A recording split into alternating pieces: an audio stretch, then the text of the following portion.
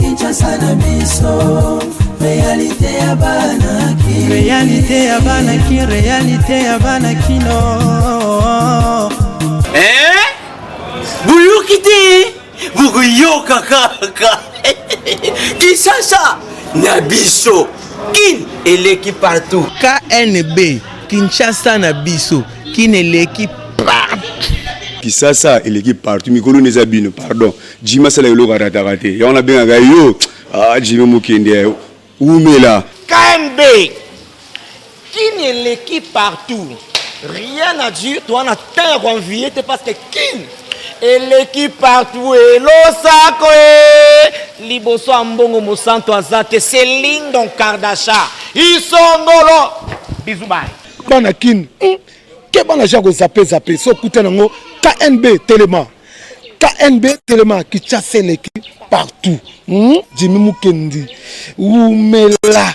KNB ko zappé te so kuta nango check au Vandi. Abonnez-vous sur notre chaîne YouTube Kinshasa na biso.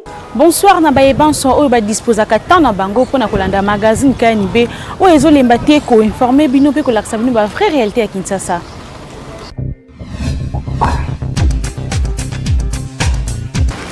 Tofongola basango na biso ya mokolo lelo pona koyebisa bino ki président de la République démocratique du Congo Félix Antoine Tshisekedi Tshilombo a président qui réunion de sécurité na Goma mardi 6 octobre 2020 pour na kopesa ba orientation spéciale pour la lutte contre ba rebelle ya ADF na Beni. Commentaire ya Natosiata. Chef de l'État Félix Antoine Tshisekedi a bandi ba consultation mokolo ya lelo mardi 6 octobre 2020 na Goma na Nord Kivu pona koluka ndenge nini ya kobundisa guerre oyo contre ba rebelle ya ba force démocratique alliée ya ADF na région ya Beni. Pona yango a convoqué na capitale ya Nord Kivu ba nyonso bazali ko intervenir na chaîne ya commandement ya ba troupe. Tongo ya lelo président Félix Tshisekedi a présidé réunion oyo et sangisaki notamment ministre ya défense, ya chef d'état-major général ya armée, ya commissaire divisionnaire ya la police, pe ba responsable ya ba service ya sécurité nyonso oyo bazali ko se retrouver na Goma actuellement. Ezalaki question ya ko recevoir ba orientation spéciale après avancée significative contre rébellion ougandaise. Touti kobima na réunion na commandant suprême ya ba forces armées ya République démocratique du Congo na oyo ya la police nationale. Ezalaki spécialement question ya ko recevoir et pas inaye ba orientation spéciale. Boyebi binomoko ba opération ya grande envergure oyo ezali ko salema contre ba rebelle ya ADF pe actuellement ezo totalisé 1 an na Beni depuis Ebanda. Mais lisusu ezali ko continuer kaka na mupandi wana. Ezali na ba avancée moko significative o ici salemi exemple auto constaté lors ya ba caravane na biso route ya Mbao Kamango ezali actuellement ouverte uniquement kaka na armée congolaise. To visitaki pe lisusu ba sanctuaire ya ba ADF o ezali occupé na armée mais lisusu esengeli to kende musika pona kosilisa yango définitivement ndenge ministre de défense Emengo Imuke na alobaki na presse. Chef de l'État ayambaki biso tongo ya lelo pona kopesa biso ba orientation ya sika. To continuer ko bunda pe ko lutter contre ba rebelle oyo bazali ko déranger population na biso ya côté oyo. Mais cette fois-ci, il faut topé sa philosophie ya sika ya chef de l'État oyo ezali volonté na ye pona ko luka kimia awa na est ya République démocratique du Congo. D'après des comptes ya député national Paul Moindo, plus de 4000 civils et si bakoufi déjà na 6 ans na région ya Beni lors ya batak ya ba ADF. Armée congolaise a lancé qui fin octobre 2019 ba opération ya grande envergure contre ba rebelle ya ADF. Quelques mois après, ba FRDC ba réussissa qui concourir plusieurs bastions ya ba rebelle mais kasi ba combattant misusu ya ADF ba tikité bazali ko continuer ko salaka batak chaque jour na province ya Ituri. Et sengeli pe ko signaler que zone mususu ya sika na kati ya territoire ya Beni ezali pe touché kaka na ba attaque oyo ya ba ADF ya Beni ezali bongo na secteur ya Rwenzori ndenge député Paul Moindo alobi pe bazali kolika ke lokola mokonzi ya mboka akomi na terrain nyonso ekozonga en ordre po souci na ezali kokotisa kimia na partie est oyo ya République démocratique du Congo. Kinshasa et l'équipe partout. kaka na politique pour na koyebisa bino que président de la République démocratique du Congo Félix Antoine Tshisekedi Tshilombo azali déjà na Goma bolanda arrivé na ye.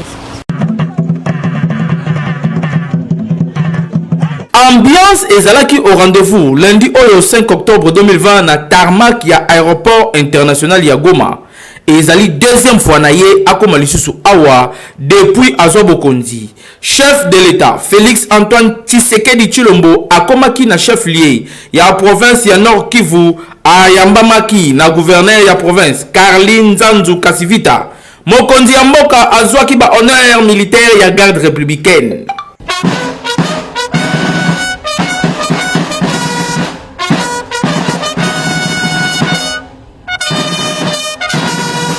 Après mokonzi ya mboka azwaki ba salutation na nzela ya ba acclamation ya plusieurs personnalités civiles et militaires oyo batandamaki na mulongo na sortie ya tarmac pour na kopesa honneur na mokonzi ya mboka.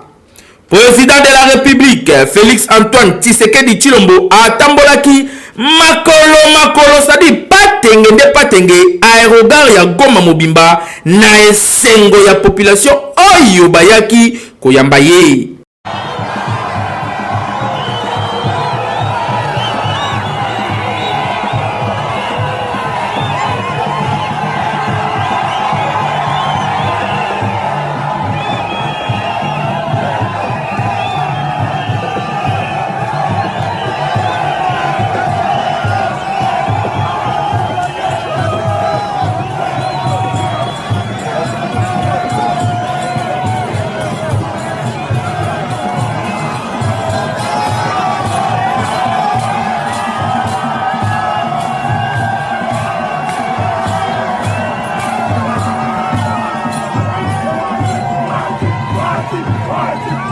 Ezalaki esengo makasi komona président de la République ko communier na population na ye etalisaki penzaki bazalaki na posa ya papa pour papa aye kaka ndenge tolobaka na Kinshasa nzala esili koyemba kobina pona kotalisa na mokonzi ya mboka ke toyambi yo na esengo.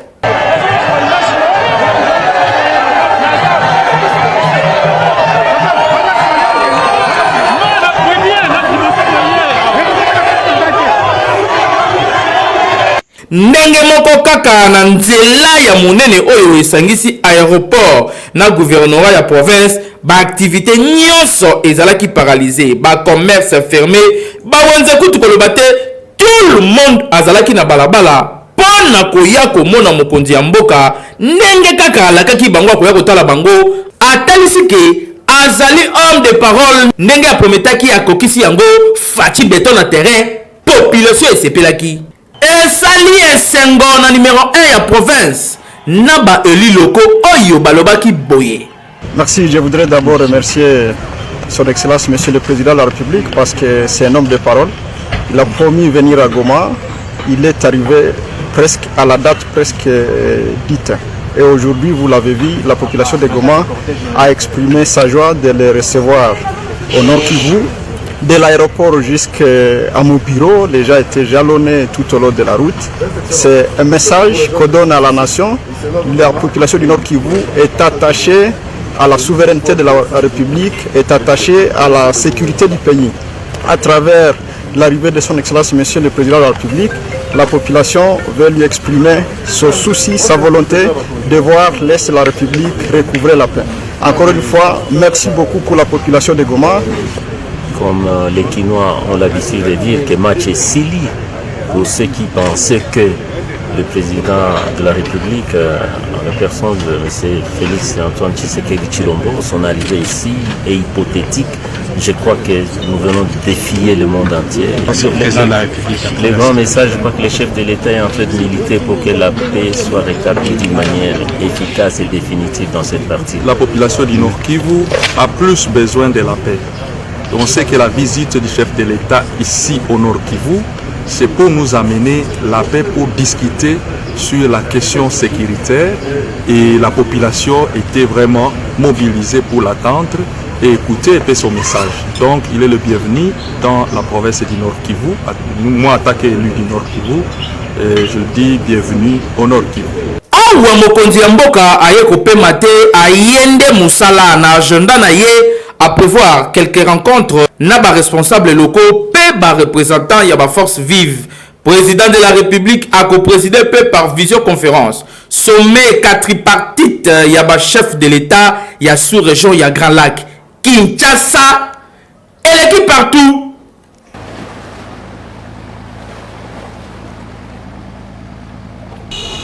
Neuvième congrès ya INPC et bandaki mokolo ya lobi lundi 5 octobre 2020 et si quand puis première dame Denise Nyankeru Tshisekedi a participé qui Corporation ya ba journaliste bazana congrès na Mwanda congrès oyo ezalaki pe électif et si kawapi baponaki bae bakokumbela pona 4 ans lisusu lisanga ya ba journaliste na Union nationale de la presse du Congo UNPC na Mokuse. Élection et salemaki tar na butu mokolo ya liboso ya ouverture ya ba travaux ya congrès yango. Candidat à sa propre succession monsieur Kasonga Chilunde azali réélu président ya UNPC azwaki 96 voix sur 103. Donc atikali na tête ya comité national kasi quelques batu ya sika bakoti na comité yango ndeti Gabi Kuba na première vice-présidence pe Sylvie Bongo na trésorerie. Bango nyonso oyo bazali na mandat ya 4 ans na tête ya comité oyo na mission kaka moko ya ko réunifier profession oyo et baby na ba conflit ezangatina. Première dame ya République démocratique du Congo, marraine ya congrès oyo Mama Denise Nyankeru oyo paye moko en personne ayaki ko participer kutu azoki maloba pona koyebisa ba journaliste boye. Il est extrêmement important que vous évaluez le chemin parcouru jusqu'ici et que vous négociez avec délicatesse ce virage vers l'avenir. Je vous encourage vivement à réaliser le difficile mais indispensable exercice de l'introspection et de la critique, car il est facile de casser le miroir, mais moins facile parfois de s'y voir. Votre travail étant noble, la qualité de votre contribution dépend de votre indépendance. Une indépendance à tout point de vue que je vous prie de préserver jalousement. Vous êtes à juste titre souvent qualifié de quatrième pouvoir, à cause notamment de l'influence que vous avez sur l'opinion publique et la vie de la société. Vous pouvez changer ces choses. Aucun changement de mentalité, aucun développement et aucun progrès n'est possible sans vous. Les défis du développement sont tellement grands qu'il faut que les médias apportent de manière fondamentale la pierre à l'édifice par un travail de qualité, au travers d'une information vraie prise à la source. Une information constructive et non des fake news à la recherche d'un quelconque buzz.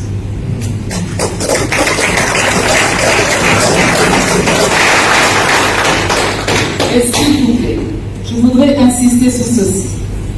Ne détruisons pas nos modèles que le temps, le travail acharné et quelquefois les larmes ont pris du mal à construire. Si nous ne faisons pas un monde honorable, nous, ainsi que les générations futures, n'aurons plus de répit. Merci. Je suis convaincue que la fraîcheur qui vient des eaux de l'océan va arroser tout un chacun pour une production de haute facture. Sur ce, je déclare ouvert ici à Mwanda les travaux du 9e congrès de l'UNPC et vous souhaite pour ce faire un excellent travail. N'oublions pas, ensemble, nous sommes une communauté beaucoup plus forte. Que Dieu bénisse la République démocratique du Congo. Je vous remercie. En tout cas, tozali ko espérer que comité oyo kosala musala malamu pona kozongisa journaliste na niveau oyo azali ya 4e pouvoir na kati ya République démocratique du Congo, Kinshasa et l'équipe partout.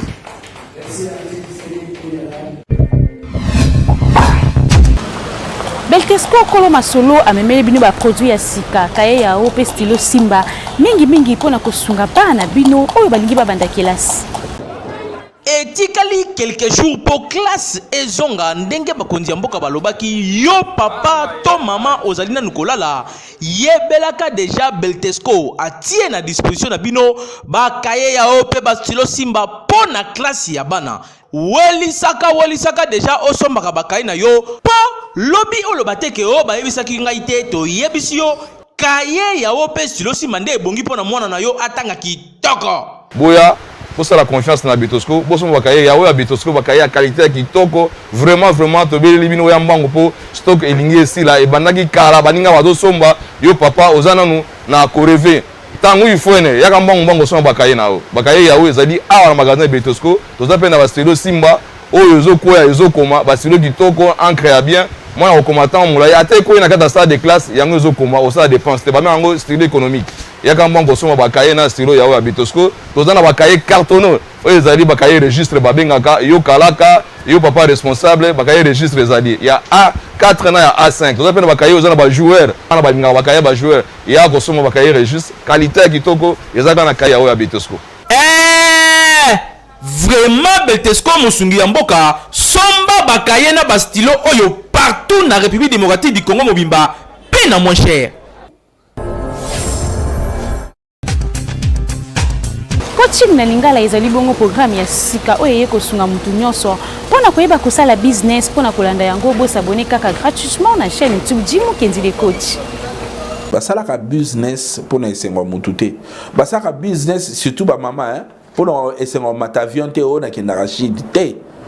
Business eza na kendaka Chine te. Business eza na somba biloko moins cher na oteka likolo na o gagner bénéfice. Oyo zo gagner wana de business. Mais so depuis bana okende Chine, o gagnera te. Donc c'est okenda no tourisme. C'est pas ça le business. Le ko la mutu nyo senga ko ça profit, ba astuce, ba élément auto ramasser par-ci par-là to lobby, to partager na bino pour na koyeba ko sala profit à solo na ba business boza ko sala.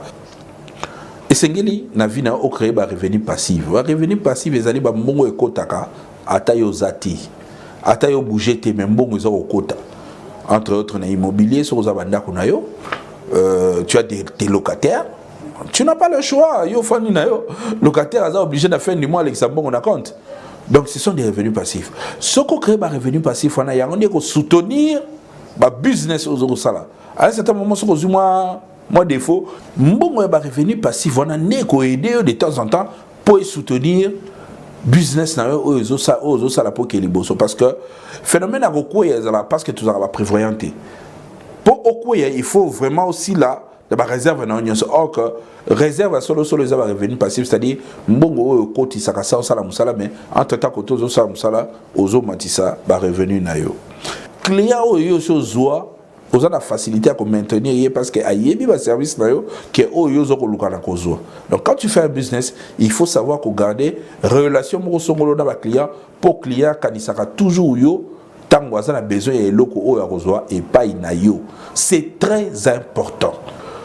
Merci beaucoup, c'était moi Jimmy Mukendi le coach, votre frère pour vous booster, vous motiver pour que vous puissiez redevenir encore la meilleure version de votre vie. À très vite.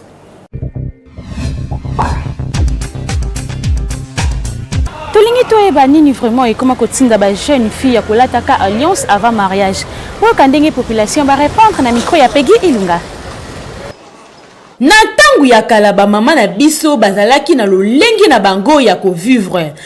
Omona ata maman alati alliance to bagi ya fiançailles sa proposition ezalaki mwa pasi kasi lelo ba jeune fille mingi ba koma na ba système oyo ya kolataka ba alliance avant mariage na yango to tunaki na bandeko nini ekoma kotinda ba jeune garçon pe ba jeune fille ya kolataka ba alliance avant mariage. Bon ba conséquence vraiment mon frère Ezamo ebele ebele balata yango pona lokumu po bamonake abala misu balata yango po tant soit bimaka na marié moko misu alata kango kaka po place atekaka bamonake non wana mwasi ya libala ami sécuriser mais ba conséquence eza mabe vraiment makasi parce que ozomona yo na nobali te nzamba yebi yo te l'état yebi yo te mais obimi lokola marié ozomona te que ozoboma lokumu na yo pe ozoboma makambo nzambe esengeli mutu abala po alata ano eza vrai eloko moko basali lokola alliance eza lokola batumi balé basangani donc 1 plus 1 égale à 1 basangani basali que bazala na exemple moko boye ba porter na batu signe ya ano sotant yozu alliance olati na signe moko te na boyokani moko te yo na mobali eza mabe makasi le to somona ba jeune fille mingi balati yango même pe ba garçon musu balata yango donc eza bien te non effectivement eza mabe eza vraiment mabe comment yo obali na noté oke nous avons obali o azali jeune alliance na ye abala na mwasi mususu yo obimaka na mobali wana or ta mususu moment oyo ozotamba na mobali wana juste libala oyo yo normal yango nde olingaki ozola na munini yo ozo okoti na distraction ya mobali o aza déjà na engagement na ye eza vraiment mabe bon liboso na ngolo baki mwana mwasha abali te azola alliance d'abord akomipesa mal chance parce que na ndenga ti alliance na loboko mobali akoza na posa na tango amoni alliance mbali mususu amoni mwasi aza na alliance akolinga te aborder mais tango mwasi azotambola alliance ezate na loboko nde akozwa pe chance abali eza lokola molange tondi na mai takutia mai mususu te eza lokola mutaza mbongo ozo partage yango te bima mais sikoyo ovimbisi mbongo wana esika moko nzamba akopesa te alors mwasi aboye nzamba akopesa mobali te et conséquence liboso yango wana eza libabe parce que otika kobala ka lisusu te omitika kana loboko kolata alliance eza singa muto mobeko elingi ye so toke na biblia toke na Romain 7 balobe te so mobali mwasi azana mobali na ye aninga mikati na mobeko siko yo azana mobali te olati alliance mobeko wana utu wapi oyezo gérer omonti keza mabe conséquence ekoki koya pe pona ye po ozo komilate l'alliance nano ba pamboli yote libala te conséquence koya nini mobali moko azoleka na balabala azana posa bala yo tango komona alliance akobala yo soutien akobengo peteke yaka na bala yo et conseil ngala ko pesa ba fio baza ba marié te balata kabano il faut ba stopper parce que ba biloko bongo pe ekotaka moi spiritualité ebele eza na ba monde musu ba komona yo na boy na bomoto ba moni oza marié et kangaka moi ba chance moi mingi eza na mutu musu alingaki aborder yo asolisa yo tant musu yenda saki muto ya vie na yo mais tant qu'il y a moni ozana no moyen approcher ezate a commis na moi distance parce que oza déjà en apparence ya muto yo aza déjà occupé soki mutu aza na posa opeso respect opeso kate pote ano na musapi mais mutu opesa o respect parce que yo moko obandi na ko se respecter et nde la personne akoya ko aborder soki amoni ki oza respecter ye pa koki ko respecter bandeko basi pe mibali boyebake alliance balataka yango kaka soki obali po yango nde elakisaka ke mutu oyo aza déjà engagé epai ya mutu mususu moyen ba déranger yo ekozala lisusu te kasi soki olati yango avant mariage eza malamu te po ozobosana ke ozomikanga ba chance na yo po tangu mususu mobali azalaki pembeni alingaki abala yo tangu amoni kaka ke oza na alliance akoki na ye pe kobanga makambu nzoka te yo obala na yo nanu te donc bandeko basi botika système ya kolataka ba alliance zela tangu na yo soki ekoki okolata yango na kimia nyonso Kinshasa eleki partout.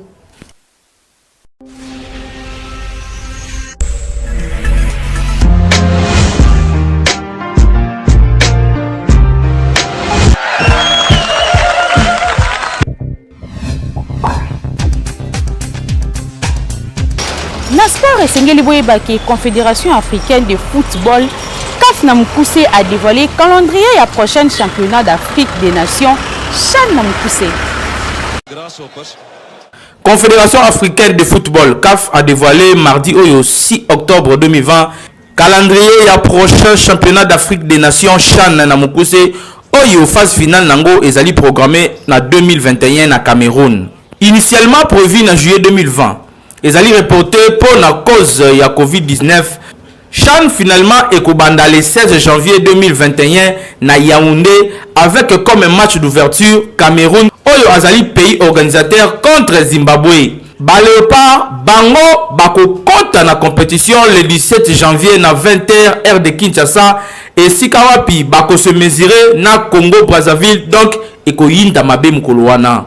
4 jours après, soit le 21, République démocratique du Congo a combattu un deuxième match contre Libye avant Asilissa contre Nigeria le 25 janvier kaka. Le deux premiers, il y a chaque groupe a qualifié na quart de finale bazali programmé pour le 31 janvier avant demi-finale ils allaient prévu le 3 février. Compétition et qu'on a clôturé le 7 février kaka na Yaoundé, capitale de la République camerounaise.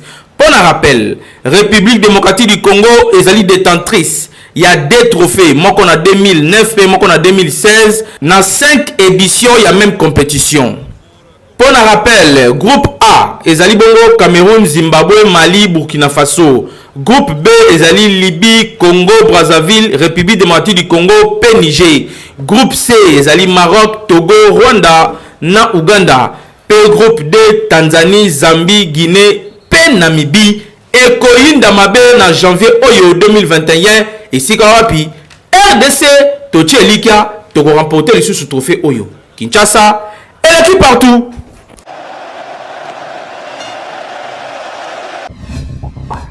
Abonnez-vous sur notre chaîne YouTube Kinshasa Nabiso. Merci mingi na fidélité et confiance au bozo continuer toujours kopé sabiso ya kolanda magazine KNB ka se comme na suka ceux qui bo sepela ki na biso ya mokolo lelo kopé sa merci une équipe rédactionnelle au KNB Hervé Zaka double poumon Asimba Kibongo caméra on attend siata na réalisation et coordination à Jimou Kenzika quand ndenge to continuer à koyesa sa kabine bo bossa na raté ko s'abonner massivement na chaîne YouTube Kinshasa Nabiso Kinshasa yo et l'équipe partout.